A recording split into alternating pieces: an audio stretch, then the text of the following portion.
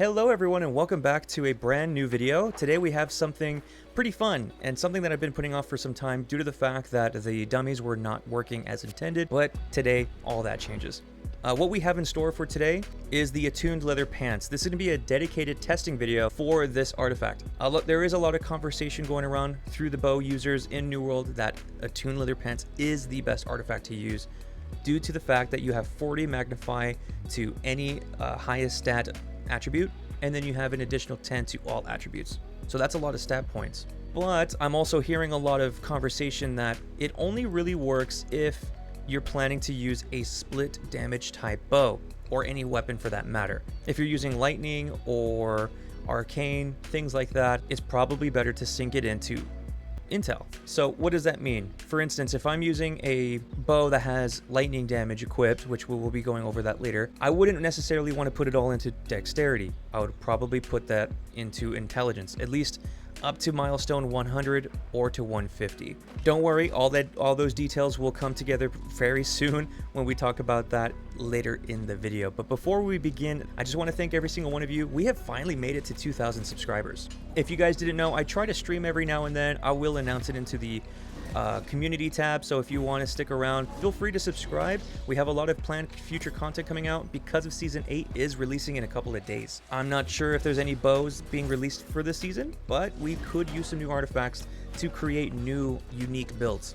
So if you're interested in sticking around, feel free, click that button. It takes 2 seconds. Leave a like if you like the video and what I do. Comment down below what you would like to see next, and if there is any discrepancies in the video at all, I'd like to know about them. So that's all I have for you all. Let's get right into the video. So here we are at our favorite spot to do our testing with these dummies here. Real quick, we're just going to set some parameters as we usually do within our testings. For instance, let's go ahead and begin with our build. We are going to be in light load the entire time. We are using the spin weave helm, spin weave chest, spin weave gloves, dark leather legs, and of course our wing leather shoes. We are going to be adding the wing leather shoes to this because this is what makes this build the build. The only thing that will change would be this build here. This setup will be the pants, of course, because we're going to be using the Attuned Leather Pants. And we found some boots not quite at the 700 gear score, but we are trying to get as closely as possible to our empowerment and base weapon damage. So this works out semi-fine. This is going to be the bow. We're using the Shattered Harpoon. And for our gray sword, we don't have any intentions to use this sword during our testing to manipulate damage. We're just holding on to it for the attributes. We have Life Ring Amulet, Imbued Mithril Crafted Ring of the Ranger, and Endless Thirst. When it comes to our attributes, when we're testing each of our builds, there will be a minimum and a maximum stat for each of the attributes running today.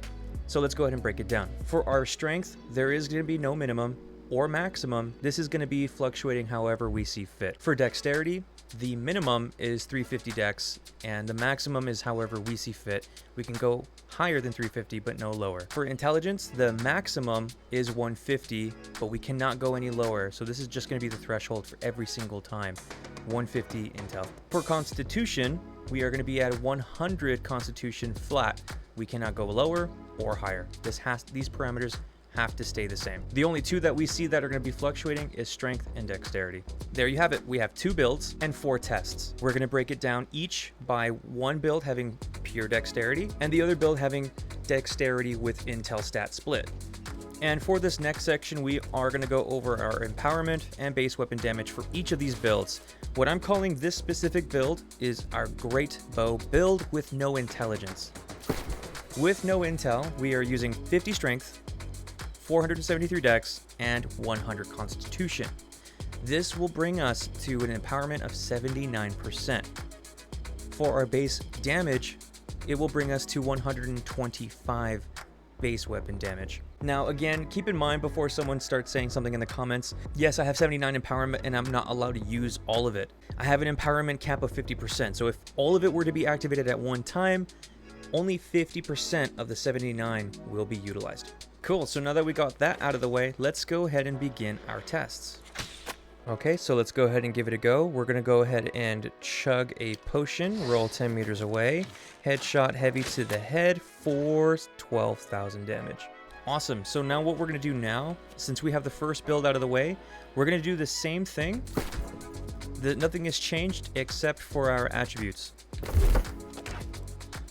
So as you guys could see here, same build, different attributes. We're at 28 strength, 350 dex, 150 intelligence, and 100 constitution. So earlier we had an empowerment of 79. That doesn't change for this build here.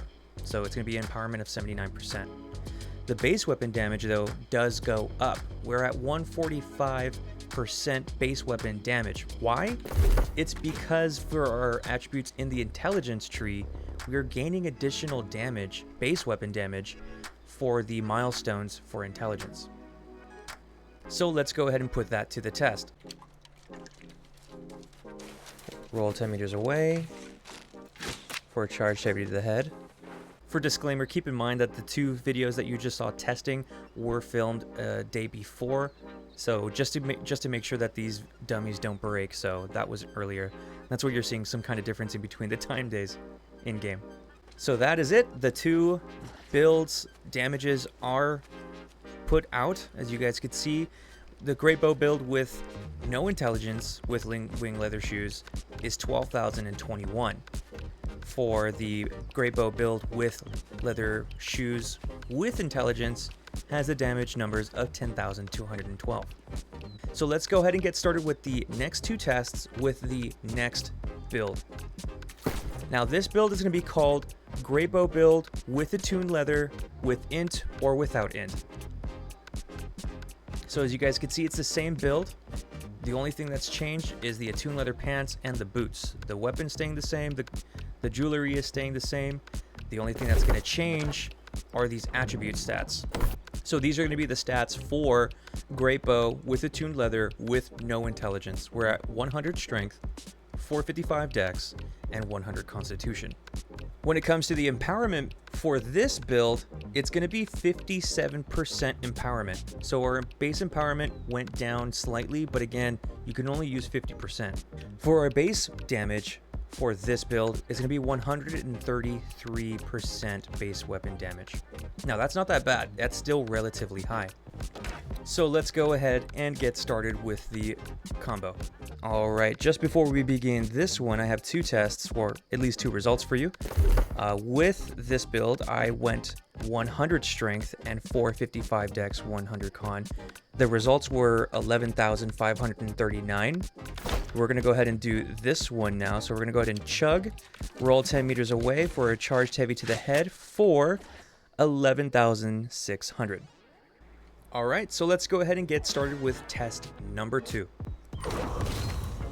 Okay, so here it is, the same build, different attributes. We're running 50 strength, 370 dexterity, 150 intelligence, and then 100 constitution. This will give us an empowerment of 57%. Nothing has changed as well, but our base damage has increased. And it's the highest out of the other 3 tests that we have so far, which is 153% base weapon damage. Let's go ahead and get started with this test. Let's get started. We're going to go ahead and chug a potion. We're going to roll 10 meters away. Headshot heavy to the head for 11,000 damage. There you have it, guys. This is the test results with all 4 testings with the 2 builds crammed onto one screen. As you guys could see, the consistency is there. It's just better to dump your stats into dexterity rather than intelligence. It doesn't matter if it's split damage or if it's the bolt caster, it's all the same. You'll have better results if it is all in dexterity, at least based off my testing. But let me know if I did something wrong. Maybe you guys are doing something different. Post your numbers down below, try to follow this test along, and let me know what I've done wrong so that I could retest it on my own time. But other than that, that is pretty much it. Let's go ahead and get right into some PvP. Let's get into it. Hey guys, it's the voiceover. We're gonna go ahead and break down our PvP games in OPR and see how I overcame some of these duels or what my thought process was. So here we're fighting a sword shield with spear. This is one of the builds that were very scummy back in season 3 through 6. Season 7, they weren't so much of a threat here, but we were able to just kind of juke him fairly easily.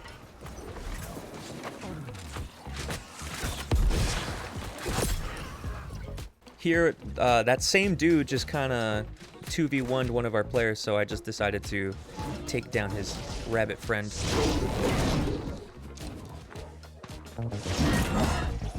They almost got me, but I got a perfect dodge. The rabbit's chasing me. He's hell-bent right now. He should be healing, but we were able to secure that kill. I definitely take the kill from this guy.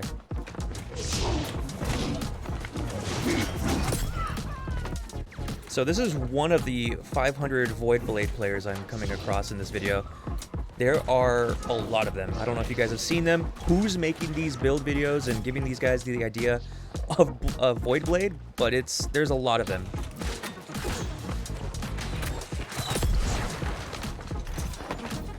A little bit of BMing here. I usually like to promote to not fight in roads and prefer them to be on points, but since our team has 3 points here, might as well just end the game quickly as possible. So in this clip here, we get two-shotted by this player called KOKO2. He changed his name, I think, because it used to just be Coco or whatever it was. But yeah, he could really devastate any player with his build, especially with Void. He can 2 to 3 shot me for sure, but luckily he missed. And we were able to just kind of secure that kill with our greatsword. He wasn't going anywhere. And then here's another Void Blade player. Who's doing this? Who's giving these guys the idea of Void Blade? It works, I'm not gonna lie. You definitely do have some healing factor and some power behind it, but if you just keep running at someone with a Void Blade, you're just gonna get completely destroyed.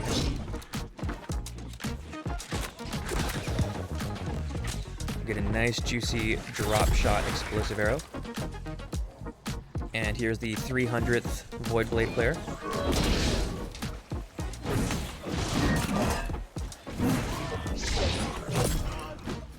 And you thought we were done? No, we go against the Void player again. So he missed his tether. So he's just kind of swinging on me and trying to get those stacks so he can get that aura around him. I forgot what the ability is called, so he can heal and do a lot of damage. But we get a musket player, not too hard to deal with since they only have 5 con. But if you do let them attack you and get some hits on, you're gonna feel that pain for sure. And here's a blunderbussy guy. So during this fight, I noticed that he kind of used his abilities a little too early and a little too far away. So I knew I was able to get in really close before he was able to do some devastating damage. Keep in mind, blunderbussies do so much damage if they're face to face. But I kind of had that fight under control since from the start didn't really go his way. I forgot the Great Axe artifact name, but this guy's using that one where he swings like 1,300 million times. So he was chasing me down, and he's using Hatchet, by the way, which he was able to catch up fairly quickly, but thankfully we actually wanted him to chase. Kiting is actually the best way for any bow player to just deal that damage. But the only thing devastating with that Great Axe is he has Reap with that slowness by 50% for like 6 seconds or so. So it was pretty hard to get away from him, and especially he has this move where he's able to swing on me a lot. We dodged the Reap there, and we were able to secure that kill. That was close. Easy kill. I don't know what he was doing here. And we get a musketeer. We were chasing him for like 20 years, but we were able to find him and get him in 3 hits. And we have another musketeer way down the line right there. You see him on the road. He was trying to chase me for a while too. He had his scopes on me, but I decided to just kind of turn on him, give him a bit of a surprise of the bow. And that's that. Hope you guys enjoyed the PvP clips.